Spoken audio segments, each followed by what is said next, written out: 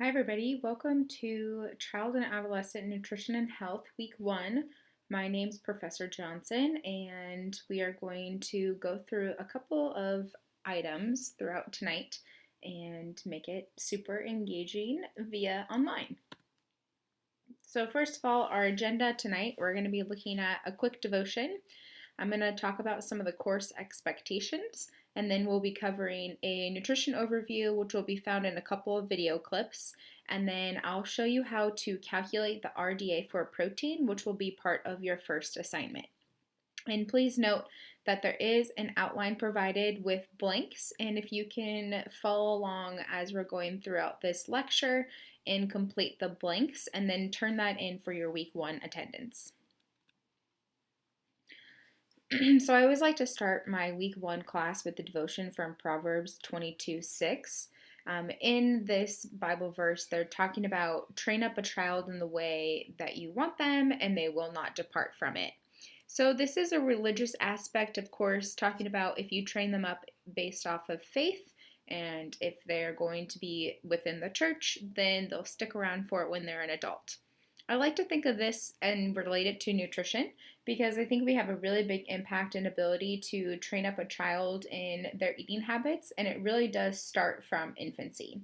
So that's something super exciting that we're going to be exploring throughout this class.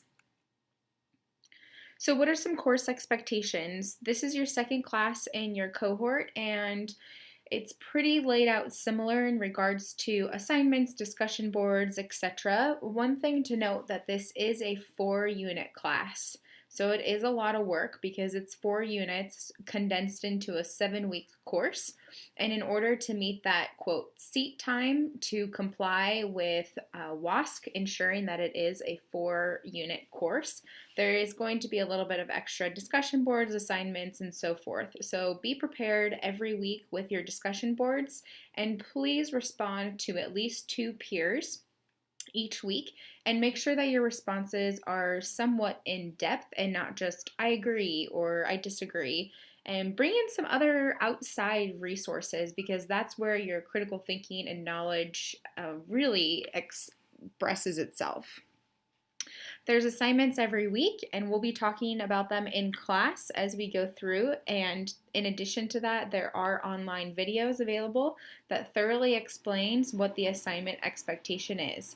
Therefore, if you find yourself stuck at some point trying to figure out, oh, I don't remember what she said, please reference that video. Face to face, I ask you for engagement in the class. You are only going to get as much out of this class as much as you put into it. I tried to make class very interactive, which I know it's kind of challenging since this is our first week and I'm meeting you online. However, I'm going to be engaging throughout this online lecture, and it's the same format that I like to use when I teach in class. I understand it's a 4-hour class, and I do give breaks every hour so you can get up and move around, and we'll do a lot of discussion and application. Therefore, we do ask you to read the chapters before coming to class, complete the quizzes in order for you to really be able to dive into those discussions because that's where the critical thinking and learning occurs. Communication is key for me. If you are struggling, please communicate that to me. In class, if you have a question, please ask. There are no dumb questions. If you feel like you're falling behind in class because this course does move along very quickly, communicate that to me and I will work with you to my best of my ability.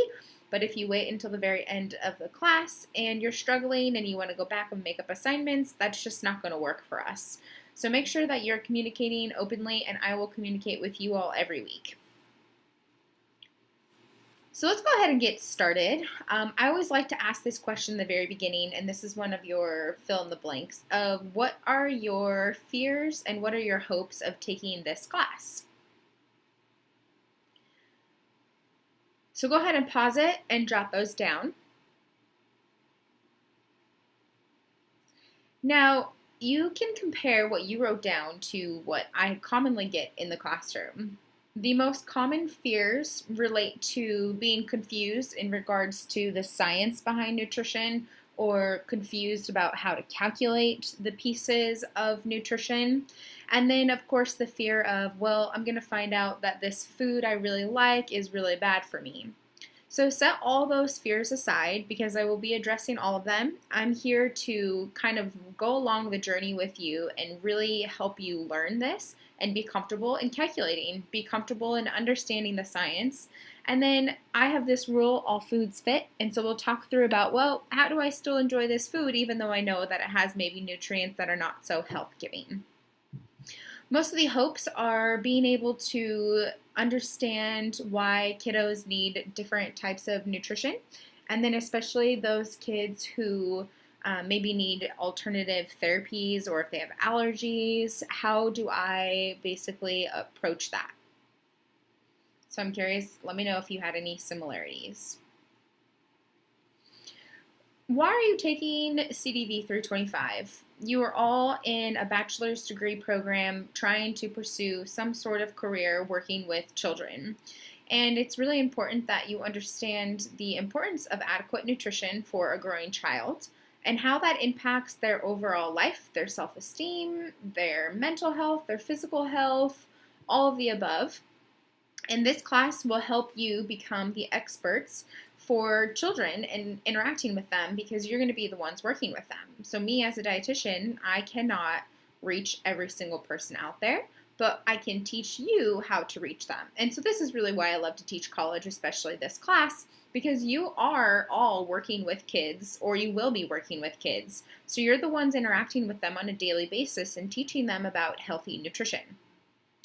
A very startling statistic that 1 in 3 children are classified as overweight or obese. And so this is something that we really need to be addressing here in the United States and being able to support them and help them develop their bodies naturally, but then also making sure that we can teach them about proper nutrition. So in 1990, this is a graph of the percentage of obesity. Now this is for adults. They don't quite have this ready for kiddos. And this is all based off of BMI. So there are some limitations behind that because BMI does not take into consideration muscle mass. So someone who has a lot of muscle mass, so for example, The Rock, so Dwayne Johnson, he's technically considered overweight based off of his height to weight ratio, which is BMI. But we all know he's not, but it's the muscle mass that puts him into that category. So we have to kind of take that with a grain of salt. However, it's still a good indicator of where we lie in regards to obesity. Now, when we're looking at BMI, it gets classified as normal weight, and then overweight, and then obese. So this is based off of obesity.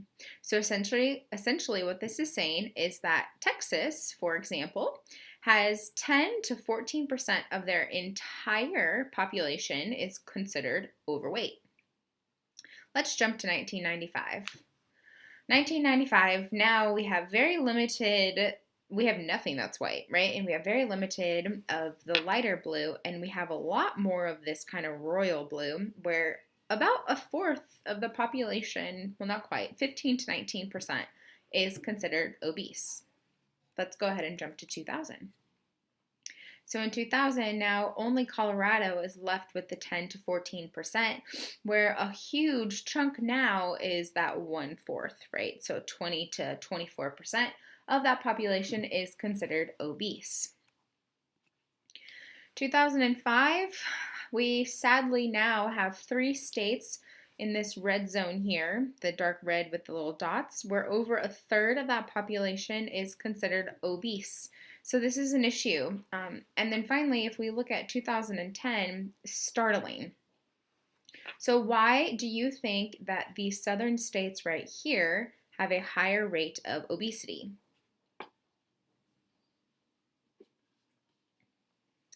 If you said southern food, you're on the right target. That is a big contributing factor because it's high in calories, high in saturated fat. And interestingly, these states are higher in the low socioeconomic status. So there's more poverty in these states. So there's this dichotomy of poverty, so people who don't have adequate access to food, and obesity. And that's typically because they're relying on what we call energy-dense foods or highly processed foods. So what do you think happened in this 30-year span that we went from having anywhere from about 10 to 15% of the population states being obese to over a third of our nation is over a third obese. Now, this doesn't show any more dates with the same colors. The CDC did actually change it, but it is projected by 2030 that 50% of our population is going to be considered obese. If that doesn't startle you, I don't know what will, but this is where we need to take action in teaching our kids proper nutrition. So how does that average American diet stack up? On the left-hand side, it's a perfect picture of what we're consuming too much of, and on the right-hand side, it's a perfect picture of what we're consuming too little of. In general, Americans consume too much sodium, saturated fat, added sugars, and calories in general. We are always on the go, getting highly processed foods, something that's quick and convenient. And on the right, we are lacking fruits, vegetables, and whole grains. Specifically, if we look at two nutrients, fiber, which is found in fruits, vegetables, whole grains, nuts, and seeds, significantly lacks in the American diet. It's recommended that we have 5 servings of fruits and vegetables per day. The average American adult is only consuming about 3/4 of a cup. So we're significantly under that fiber intake. Another number here is that the recommendation for fiber intake is anywhere from 25 to 38 grams per day for adults, and the average adult is only consuming 12 grams of fiber per day. This is when we want to shift our focus onto more nutrient-dense foods. Now, calcium is one of those minerals that we've been having problems with in America, and it continues to be on the rise, mostly due to the trend of not consuming cow's products or cow's milk or cheese and so forth. A lot of the dairy alternatives, some of them are not fortified, so that means you're missing out on a good source of calcium. So if you're someone who doesn't drink or eat any type of cow products, like cheese or dairy, it is important for you to make sure that your alternatives have calcium fortification in it. So let's get into the basics of some essential nutrients. Here we have a plate of food. On this plate of food, you'll find the 6 essential nutrients. The 6 essential nutrients are lipids, water, minerals, proteins, carbohydrates, and vitamins. Now we can determine which are considered macronutrients and which are considered micronutrients by a few concepts. So go ahead and try to guess, which do you think are considered your macronutrients and which do you think are considered your micronutrients?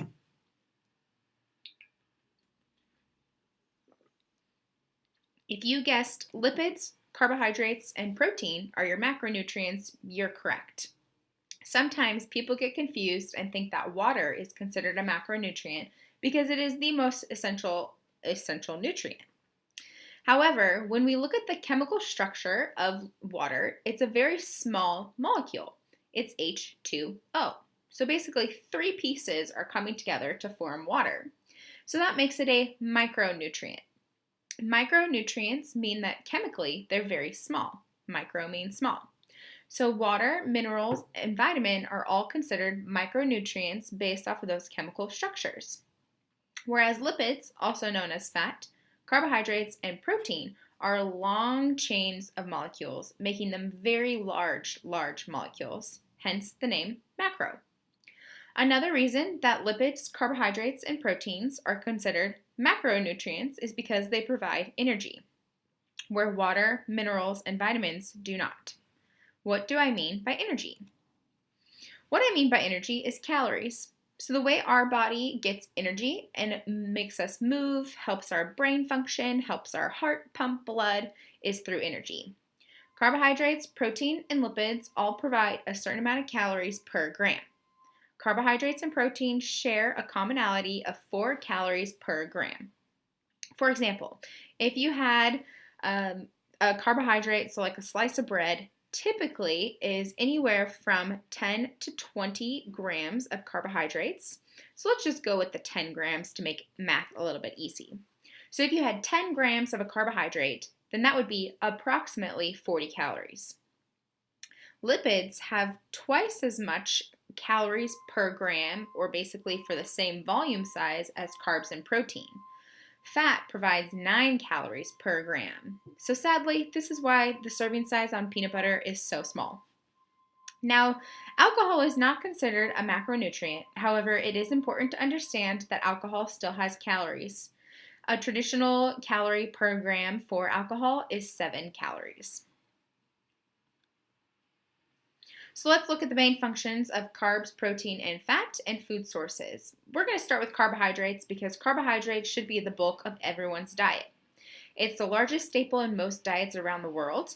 And here in the United States, it's recommended for your total calories to have anywhere from 45 to 65% of your total calories. This is a good recommendation across the board. However, some countries don't have access to higher protein foods or higher fat foods.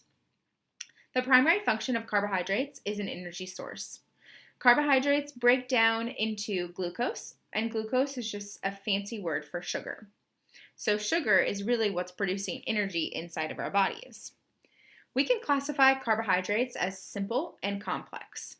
Now, society will classify your simple carbs as, quote, the bad carbs, and your complex carbs as, quote, the good carbs. However, this language is not appropriate to use because anytime we put a moral value on food, then we feel good or bad when we eat that said good or bad food. So when we look at the simple carbohydrates, a really easy way to distinguish is that it lacks fiber. So what that means is we're looking at white rice, sugary cereals, our sweets, our cookies, cakes, donuts, and then our sugary beverages. These are all considered simple carbohydrates based on their chemical structure and then the fact that it doesn't have fiber in it.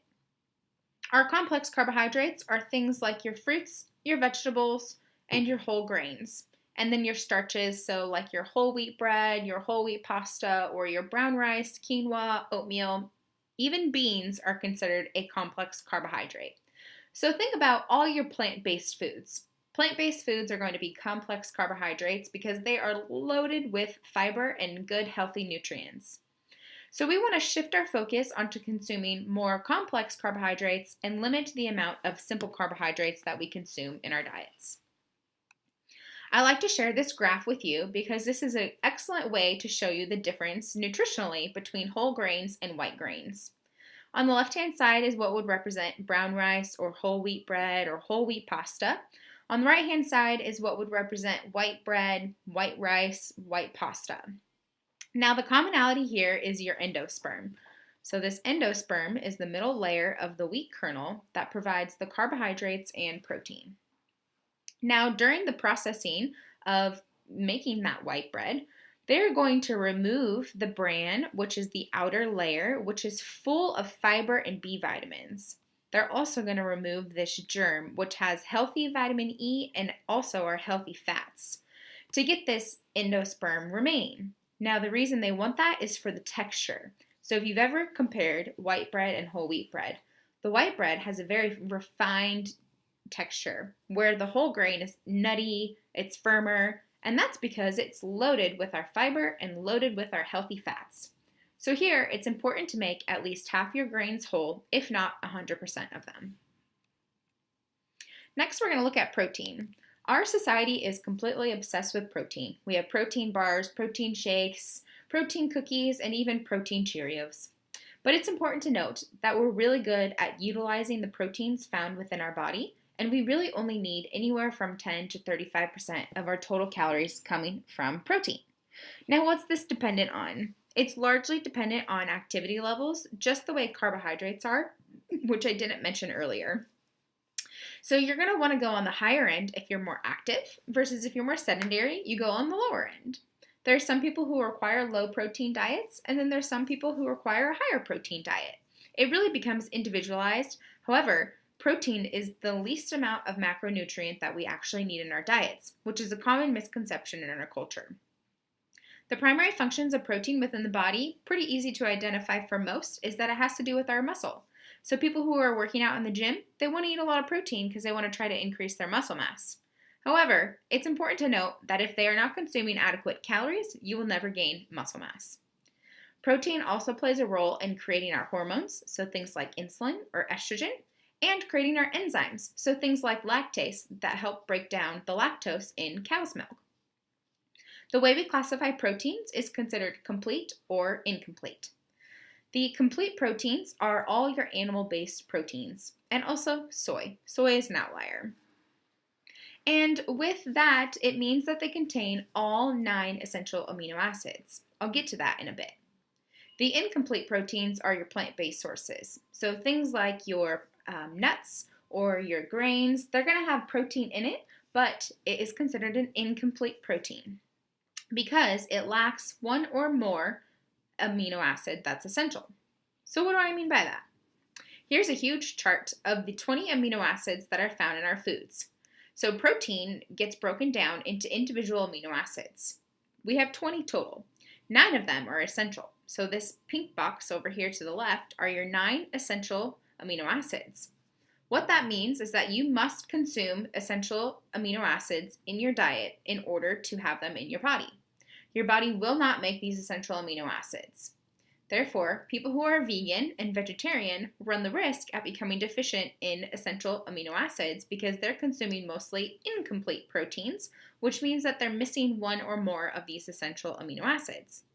But don't worry, by combining certain foods, they can complement one another and become a complete protein. What do I mean by this? Well, beans and rice make a complete protein.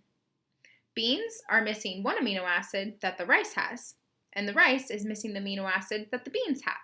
Therefore, when you put them together, it becomes a complete protein.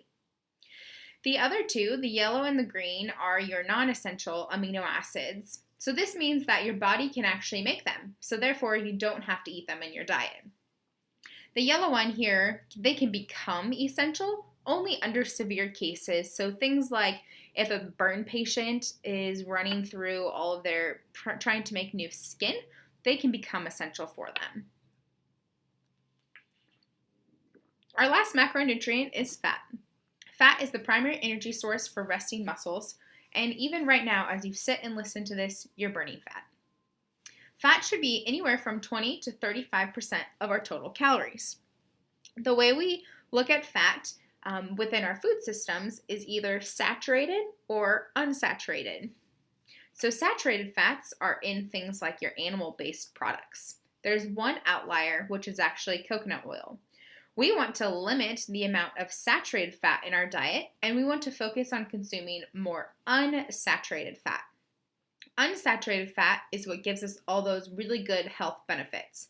So things like avocado, nuts, seeds, oils, salmon are all going to be great sources of unsaturated fat. The Mediterranean diet is actually 50% unsaturated fat, and it has cardioprotective factors. So what that means is that it has gotten the stamp of approval from research saying that if you follow a Mediterranean diet, it will reduce your risk of getting cardiovascular disease, i.e. heart disease. So when we're looking at this 20 to 35% of our total calories, we want to shift our focus onto consuming more unsaturated fat. The main functions of fat in our bodies is to protect our vital organs. They help absorb our fat-soluble vitamins, which are vitamin A, D, E, and K, and they also form our cell membranes. We have trillions of cells in our body, and the cell membrane plays an important role on keeping things inside the cell that need to be inside and things outside the cell that need to be outside. Here is a great chart that actually shows the representation of fats. So if we look at the different types of dietary fat, so if I were to look at olive oil, for example, it has both saturated fat and unsaturated. So your unsaturated is your blue, your orange, and your yellow here. However, we would classify olive oil as unsaturated fatty acid because that is what is most dominant.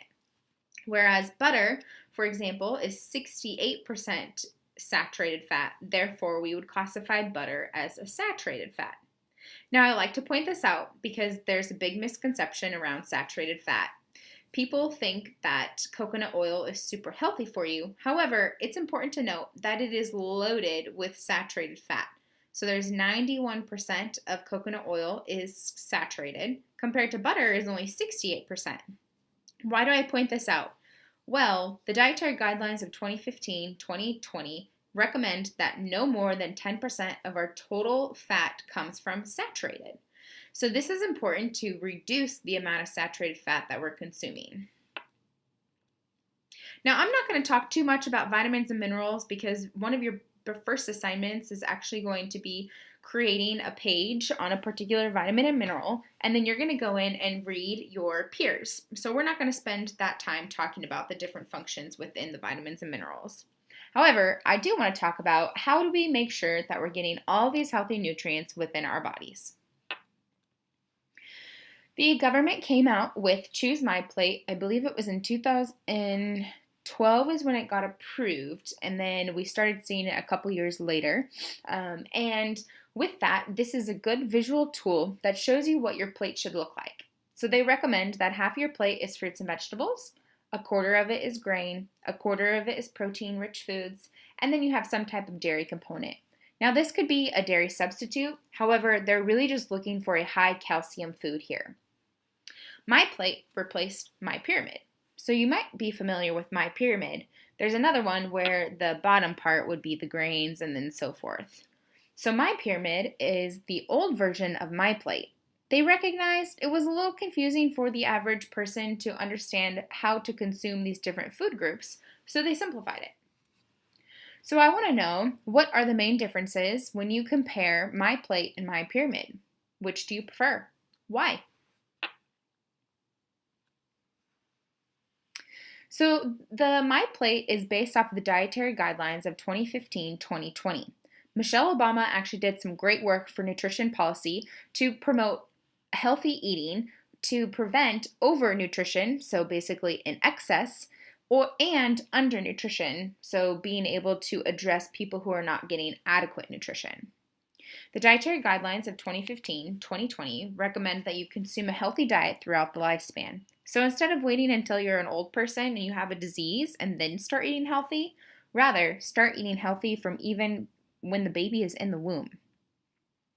The other update, and these get updated every 5 years, was to reduce saturated fat and added sugars to less than 10% of your total calories. We'll talk a lot more about added sugars when we look at the food label. Another recommendation is to increase nutrient-dense foods. This is a very broad recommendation and just encouraging more whole foods. So instead of eating highly processed foods, eat your whole grains, your fruits, your vegetables, things that have a lot of nutrients in them. And then lastly, it is going to take a village to help turn around our society.